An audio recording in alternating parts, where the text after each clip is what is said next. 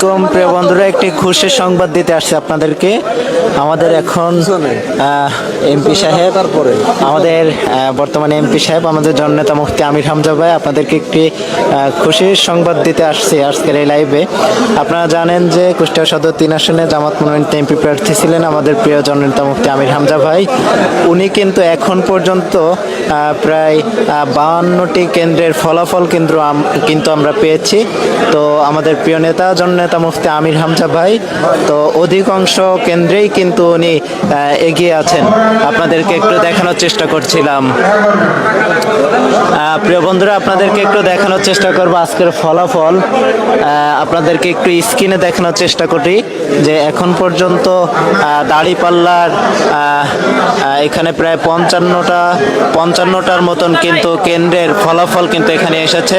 তো আপনারা দেখতে পাচ্ছেন যে দাঁড়িপাল্লার ভোট পড়েছে কিন্তু 73,141টি, আর ধানের শীষের ভোট পড়েছে 49,996টি।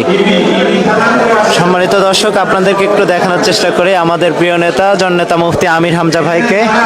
আজকের এই ভিডিওটি যে যেখান থেকে দেখছেন সবাই তার জন্য দোয়া করবেন, আল্লাহ যেন তাকে কবুল করে নেন। আর আমাদের প্রিয় নেতা জননেতা মুফতি আমির হামজা ভাই এখন বর্তমান এমপি, কিন্তু আপনারা সবাই তার জন্য দোয়া করবেন।